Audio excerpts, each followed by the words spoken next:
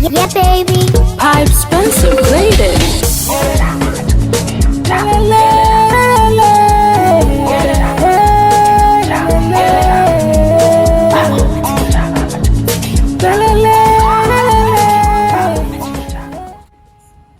Okay? And then once you're done, what do we do, guys and ladies? We clean everything. Hi, my name is Dr. Wanida Lewis. I am the co-founder and managing director of Crescendo Foods Ghana. It is a culinary incubator that offers shared commercial kitchen space for food entrepreneurs here in Accra. I'm originally from the United States, grew up in the Philly, Jersey area, which is the East Coast, and moved to Ghana 2 years ago, which was January of 2020, but I lived here before in 2018 and been coming back and forth to Ghana since 2017. Excellent, excellent. I'm Sherrie Thompson, and I'm currently the president of the African American Association of Ghana. I've been in Ghana for 26 years. I'm a former Made in Ghana brand ambassador, and I love all made in Ghana. So I've been promoting small businesses, micro, small, and medium businesses, and helping them understand, how to move forward and be viable as entrepreneurs. So we're both helping entrepreneurs. When I lived in the States, you can also sometimes find greens that are old or that are frozen, but you can also find some that are already chopped up and washed. Because cleaning greens is a whole day process by itself. I know I met you at a program called Ignite. Yes. And I was so impressed with your business model, because you're a farmer, but not really. You're an agribusiness person. So I wanted to ask you, what, here people, they don't like farming or agriculture. What made you get into that, and how did you think about even becoming a person that is excited about agriculture, agribusiness? So I would definitely say that if you ask my family, like, when you hear these stories, you hear about somebody always being in the kitchen with their family members cooking and, cutting up the food. I was not that person. I was here to eat. And so when I went to graduate school and I had to be on my own, well, actually not college, I had to cook something. So my parents to this day are very surprised that I even cook. And cook as well as I do. How I got into food science, I actually wanted to be a pediatric neurosurgeon, which is a brain surgeon. Oh, me too. we both wanted to be brain surgeons. Right. And then we changed our minds. And so when I was attending a historically black college, HBCU is what we call it. Which one did you go to? So I went to St. Augustine's College, now University, in Raleigh, North Carolina for my undergrad. And now, the way you have to say that, you gotta say Raleigh. Raleigh, North Carolina. And the TH is silent, North Carolina. And then I also went to North Carolina Central for my master's, which was in Durham. And then I went to a predominantly white institution, PWI, which was NC State, for my doctoral degree, which was in food science. So my first two degrees are in chemistry. So I'm very, very hardcore science, but I had the opportunity to do an internship with a black male food scientist in North Carolina who worked on wine. And so that exposed my mind to all of that. My other passion in life, wine. Yeah, I should have married a sommelier. But then you would have to wait. He would tell you, oh, not yet, it's 5 years. 5 years. You're like, it's been 10. You're like, 5 more years. So yes, I learned a lot about ag, but not from when we think about agriculture, we think about farming, but I actually learned it from the scientist perspective, talking about chemistry, got into doing microbiology, and then after I graduated from school, I worked in the food industry. I actually worked in product development. So my background was in peanuts. My PhD is actually in peanut science, or ground nuts. And then worked in baked goods for 3.5 years, and then converted to policy because I loved, it's nice to see the different stages. So it helps you to understand ag from all parts of the supply chain, because when you're in the private sector, even if you're just in the, I don't want to say lab, but you're in the kitchen creating this cooking, you're doing it to mass scale. In order to connect with farmers, you have to understand supply chain. Yes. And so that was one of the things that I learned. And then when I worked enacted policy, I was able to talk the talk of saying this is what people need from all sides, because I was on the implementation side or execution. And so, when I usually say a food scientist, a lot of people assume it's nutritionist, but I'm actually a chemist. I actually know how to make things, look at what's in a food to determine if it's good for you or not, based on the chemical structure. Yeah, and you also know how to make a bomb. A food bomb. Other things as well. Make it wow in your mouth. Whether you're a survivor or not is Up to you. Heavier and heavier. And so it's the same type of process. You just make sure you clean it well. So that's why we always say add salt. The food has got to have the wow factor. Yes. So we came to Ghana. I came 26 years ago, and you 2 years ago. Just got here. Just got here. And were we shocked about the food? Did we have culture shock about this food? I think I'm sure you would agree, probably more so culture appreciation. Okay. Because, in the States, especially my era, I grew up in the era of processed. Processed food, everything. So you had in a can. Yeah, in a can. Everything was microwavable. Luckily, Nuked. Yeah, my parents cooked. Both of my parents cooked, and even I think more so here, you see a lot more women in the kitchen cooking. Yeah. I didn't, and that's a thing in the U.S. as well. But I did not grow up like that. I actually grew up with a father who cooked. My mom does cook. My mom's an amazing cook, but my dad cooks, bakes, and grills. So we have a big holiday in the U.S., Thanksgiving, where all the women get together and they're cooking in the kitchen.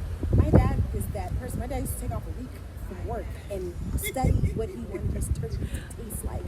So I did not, to me that was normal. So when my friends were like, your dad cooks, what? So I think for me it was more so culture appreciation from the fact that people enjoy and put passion into their food, and that's what I grew up with. And then also I'm sure you've seen the changes now, having KFC, Burger King is good here, it's better than yours. But you have all these It is things. good. It's very good. The meat is fresher, I believe. Yeah. And I mean, different food standards, right? So they're using maybe more so European food standards instead of following the U.S. But I would definitely say when I got here, I wasn't shocked because my cousin's husband's Ghanaian. Okay. So I'm going to a historical black college. Most of the people from there are either from West Africa, the Caribbean, and all of that. My family is also from the Caribbean. Food is the same. The food is the same. It tells the story of our connection. Yes. Of course, I'm a Jamaican. That means my parents were Jamaican, and I'm an American, and I'm a Jamaican. So when I came, I'm like, what do you mean is the food different? We've been eating this all our lives. But the thing that got me was the puna yam. Ooh, sookie. That yam was amazing. It is amazing. And I believe folks could really make money if they would just ship that puna yam to Jamaica. Or not even using coconut milk. If you just add coconut milk to your wache, you have rice and peas. Rice right? and peas. It's our rice and peas. Yeah. And that's what we're doing today. We're exploring the similarities of our foods. So, contumely, I remember I was pregnant and my iron count was gone. It was like nothing. And so my doctor said, contumely. And I'm like, I like a spinach omelet. So what I did, they cooked the contumely and I put the contumely with the eggs and make an omelet. Everybody thought I was crazy in the house. But honey, my iron count went up like something, okay? So I actually like a spinach omelet. So, I put my mushrooms inside. They cooked the contumely until it was, nice and soft. I chopped that up, put that in my eggs. I got me a contumely omelet. And that's something that we need to understand. That's how we fuse our tastes, our knowledge, our ingredients. We're all from the same place, and we do like the same things. One of the things I wanted to ask you was when you came 2 years ago, because I've been here 26 years, so I've had a chance to to learn about the culture and to appreciate the food. But did you find people were open to your information and what you said about food and the chemistry of food and how you like the food? I would probably say yes, because they were like, oh, you're a food scientist, I've never heard about it. But also I think it was more so surprised when they found out that I knew how to make some of these things already, right? I knew how to make palm nut soup. I knew how to make groundnut stew for my cousin, right? I've lived in the States for however long. Most of my friends are Ghanaian or they're from some part of West Africa. I make contomere like every other week, and it's just one of my... I need to be at your house. I haven't made it lately, but I do. What I think the reason why the information is more accepted coming from me is because I understand the culture and I also eat it as well. Not saying like, oh, you need to do this, and then they're like, well, how do you know what fufu tastes like? And you're like, oh, I've never tried it. So I mean, like, I know what my favorite thing is, and it's so interesting when I'm in these conversations with folks and they're like, oh, would you like? I was like, no, I already know what I want to order. Like, I want my fufu and my light soup and my plate. And they're like, oh, madame.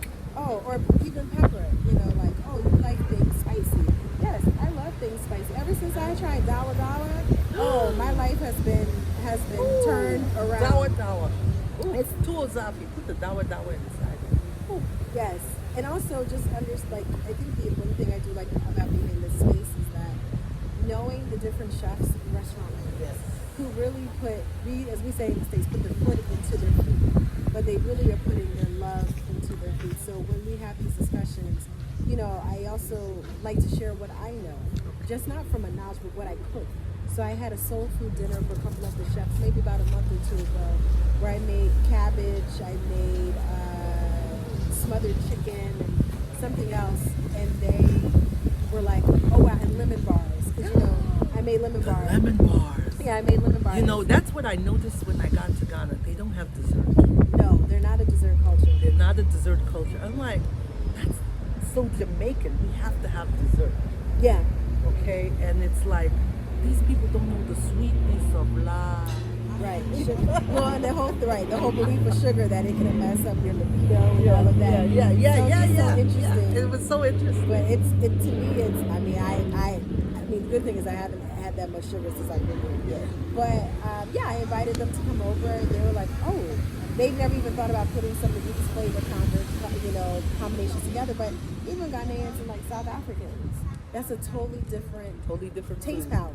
Totally different. You know, totally different thing of, you know, using umami and all these other things. So, I mean, I'm also learning every day of, you know, something new about, you know, how to eat this or how to eat that. You know, kosi and cocoa. You know, I like my kosi with, I actually don't eat it with cocoa. It reminds me of hush puppies. Yeah. Because it's millet, right? Mm-hmm. So I scramble an egg and they're like, oh my God, blasphemy. And I'm like, no, it's actually really good if you eat it like that, because I like sweet and savory. That's pushing it too far for me. So I'm like, let me just back it up, get my fried millet ball, and I'll eat it with, you know, something. And actually, I do eat it with a little bit of sweet. I put jelly on top. I do the jelly with the buffalo. Oh yes, jelly with buffalo. I call them jelly floats. Yes, they're very good. Buffalo with jelly. Yes, they're very, very good. Or syrup. Yes, syrup. Or honey. Yes. Honey buffalo. With a little bit of cinnamon. Yeah. Oh, honey. We could go on all day with this. You know, I know I'm making some entrepreneurs out there. You know, yeah. Don't take my ideas like that and not give me some credit. If you all have clean contomere, you know how long it takes. You know, once you wet the contomere, it just gets heavier and heavier. And so it's the same type of process. You just make sure you clean it well. So that's why we always say add salt. You miss the state. Yeah. No, not really. I mean, I think the thing is, we always say you may miss the systems of some certain things. Infrastructure. The infrastructure, depending on where you live, to be quite honest. Because if you live in some parts of the state, you're like, oh heck no, like, you know, we don't have any infrastructure, depending on where you live in the States. Yeah. But I've lived in the Midwest, I've lived in the Southeast, I'm also from the East Coast, from the Northeast. Yeah. So those are three different cultures. I think one thing that Ghanaians don't We have different cultures. Different cultures. We all talk very different. Everybody's not as blunt as us because we're from the Northeast. We're from New York. I'm from New York. So, you You're know, from New Jersey. Yeah. New Jersey, So Philly. we're blunt. They're not very far from each other. But the Midwest, Different people. Different people. Actually, they're more so kind of, to me, they remind me of Ghanaians. It's just, also No, the South. Southern. South is Ghanaian. No, go to Minnesota. Trust me. Really? Yes. Oh, Very much. all right. Very much. Land of Lakes? Yeah. Okay. Yeah, very much. All right. Minnesota nice. That's what they Okay. call it. All right. So yeah, so very different, but I definitely have enjoyed my time being here and looking forward to continuing to. Your seasonings, and you are good to go. All right. We're good?